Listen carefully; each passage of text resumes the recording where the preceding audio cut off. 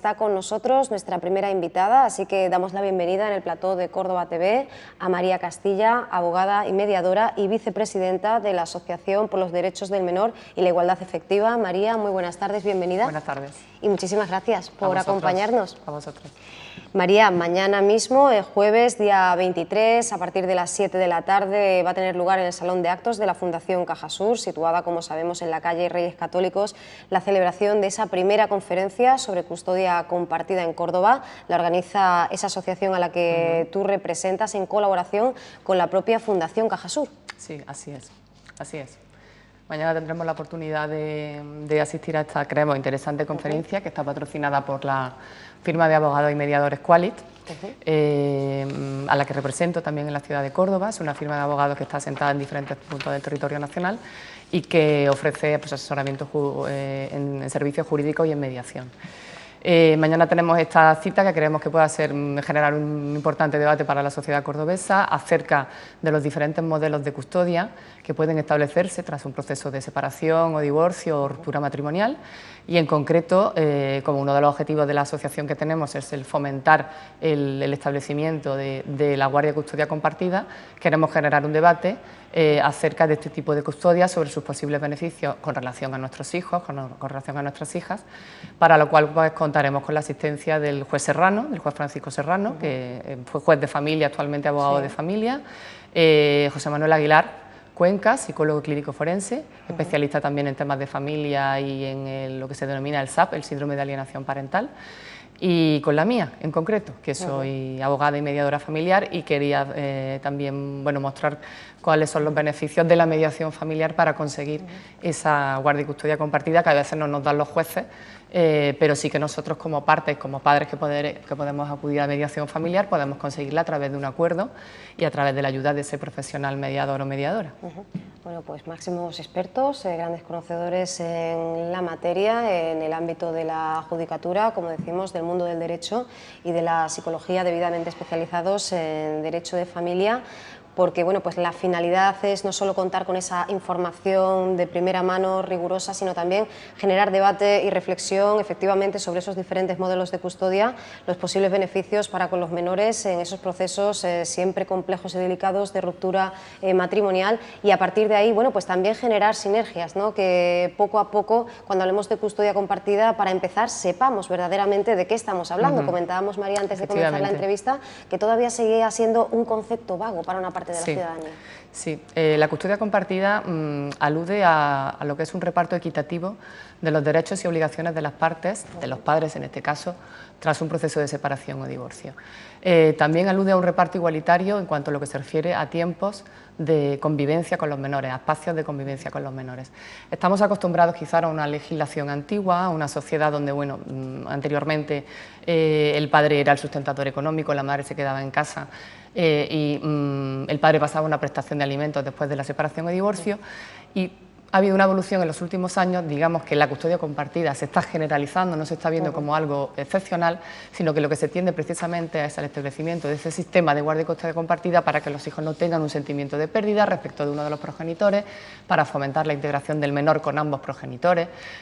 para estimular la cooperación de las partes, de los padres en este caso, y el cumplimiento de sus obligaciones en un régimen, decimos, de igualdad, que creemos que es lo suyo.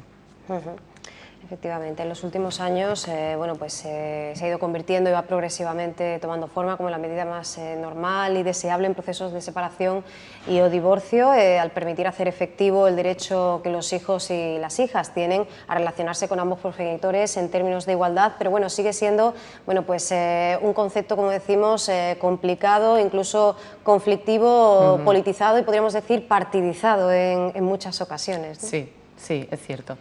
Bueno, nosotros en ese caso somos una asociación completamente apolítica y bueno, lo que nosotros queremos promover es pues, generar ese debate, que la gente sepa lo que es la guardia y custodia compartida, que la gente sepa que también existe un proceso de mediación donde poder acudir, donde si no nos dan esa guardia y custodia compartida en los jueces, los tribunales, podemos intentar lograr un acuerdo con el padre o con la madre. Y creemos que es altamente beneficioso para los menores. Por eso nuestro objetivo fundamental de la asociación es ese. Bueno, pues hablamos de la actualidad en torno a este asunto. Nos vamos hasta la Asamblea de Madrid, donde recientemente pues, planteaba pues, acabar con esa guarda monoparental automática, decían así literalmente los grupos de Ciudadanos y Partido Popular. Por su parte, PSOE y Podemos rechazaban que se imponga. Se votaba hace muy poquitos días a favor de que el Gobierno de España impulse una ley de custodia compartida. El impulsor de la iniciativa, en este caso Ciudadanos, que lograba el apoyo del Partido Popular, manifestaba su preferencia por adaptar la legislación actual y bueno, pues también que bueno, pues se siga otorgando solo cuando se haga de común acuerdo entre los padres o cuando lo decida el juez. Sin embargo, bueno, pues por parte de esos otros partidos, como decimos PSOE y Podemos, todavía pues existían resistencias, ¿no? Sigue bueno, pues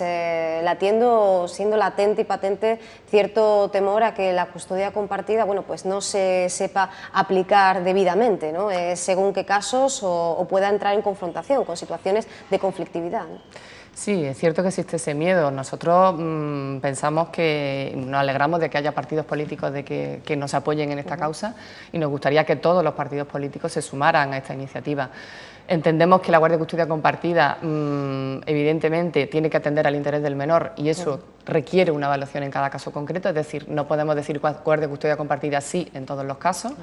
pero sí que debemos hacer eco de la jurisprudencia más reciente, que como digo ya no la contempla como una medida excepcional, sino como algo generalizado. Las legislaciones que existen en diferentes comunidades autónomas también de alguna manera lo establecen como un sistema que si no hay nada negativo, si no hay argumentos en contra y se entiende que es bueno para el menor, debemos entender que en principio padre y madre pueden estar plenamente capacitados para ejercer la guardia de custodia sobre sus hijos.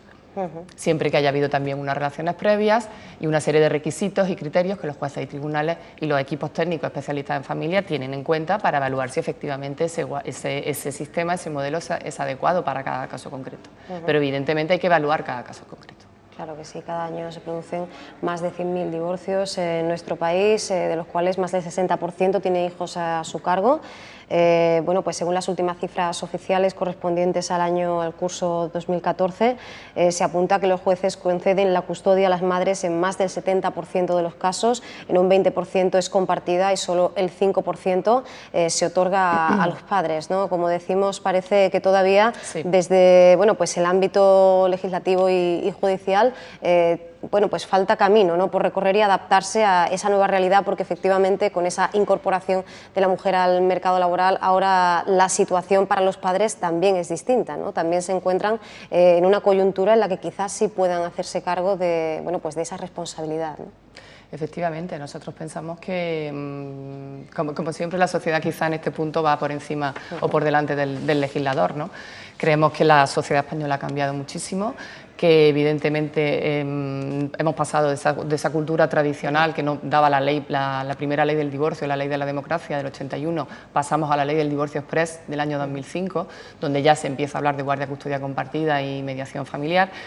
Y pensamos que realmente, a tenor de la situación actual, donde la mujer trabaja fuera de casa, el hombre trabaja fuera de casa, donde además las mujeres siguen soportando, porque es una realidad,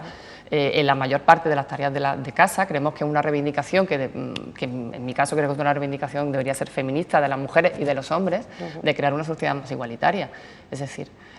lo que se pretende de la guardia de custodia compartida es un reparto igualitario de derechos y obligaciones, de tiempo y de espacio para ambos padres, siempre que puedan, siempre que sus trabajos se lo permitan, siempre que tengan una buena relación entre comillas, porque bueno, cuando uno se separa o se divorcia, evidentemente pues después a lo mejor no eres el mejor amigo de tu expareja, pero puedes tener una buena relación que te permita tener este régimen con relación a tus hijos. Es decir, creemos que es lo más ajustado, lo que es lo más razonable,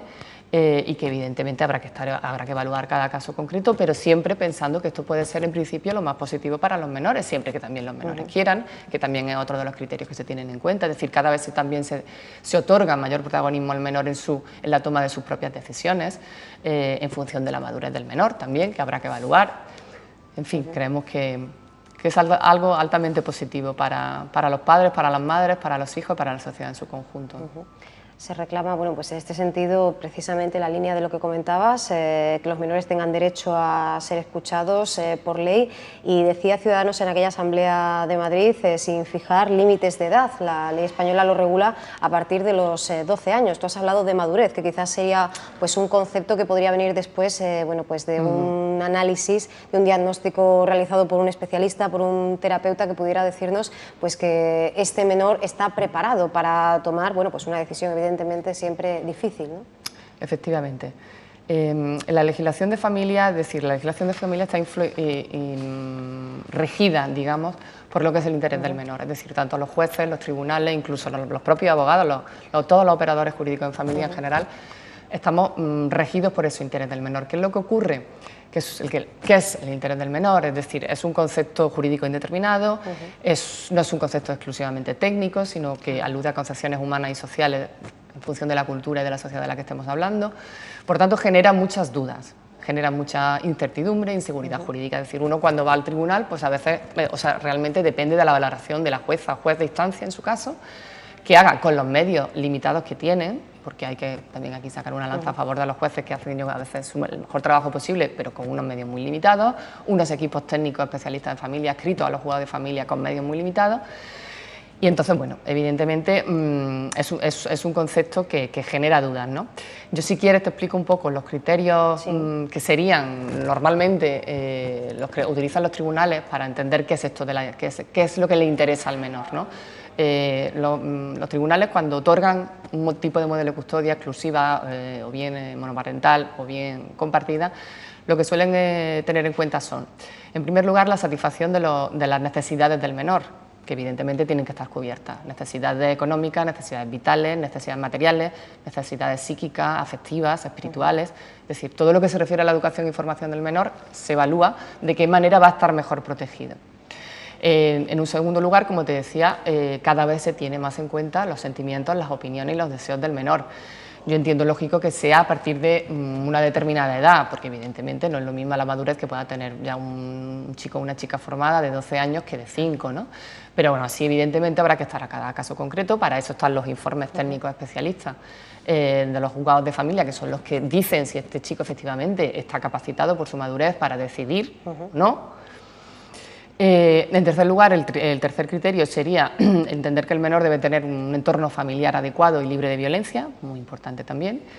Y el último sería el respetar lo que es el origen del menor, su identidad, su cultura, sus convicciones,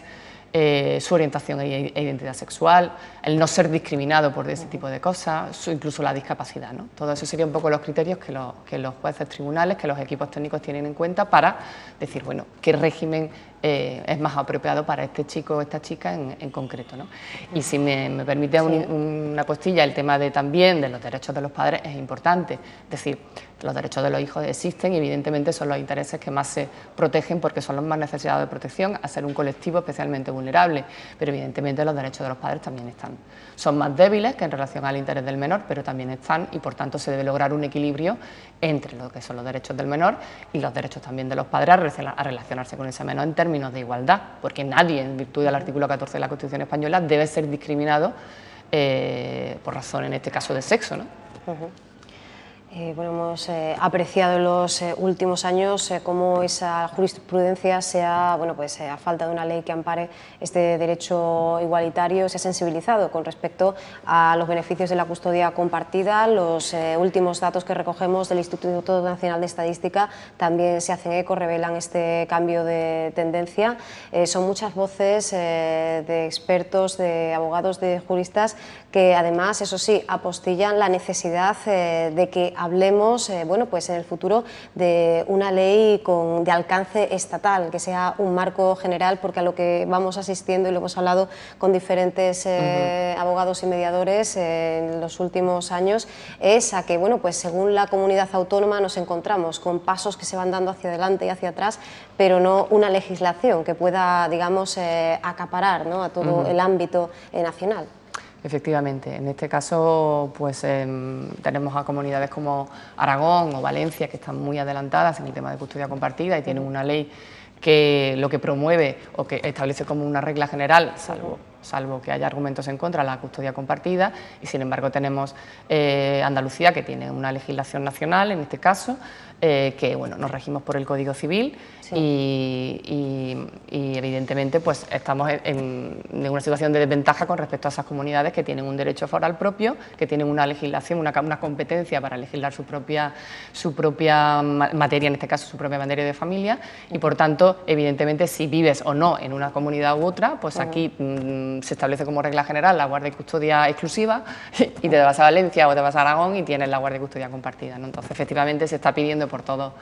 digamos, los agentes implicados en esta materia que se armonice toda esa legislación. Hay un anteproyecto de ley de corresponsabilidad parental también, que son los nuevos términos con los que ahora se llama, en lugar de guardia y custodia, ¿no?, que parece que hace más referencia a otros términos o a otra época. Se habla de tiempos compartidos, de responsabilidad parental conjunta, corresponsabilidad parental, ¿no? Ojalá, ¿no?, bueno, que eso se convierta efectivamente en una ley y que, bueno, la guardia y custodia empiece a verse como algo normal, como algo razonable, como algo positivo, y cada vez se concedan más estas guardias y custodias compartidas, ¿no? Se producen incluso, bueno, pues situaciones como la que conocíamos hace un par de meses, hacia el mes de abril, esa sentencia que, bueno, pues revocaba la decisión de la Audiencia Provincial de Sevilla por parte del Tribunal Supremo,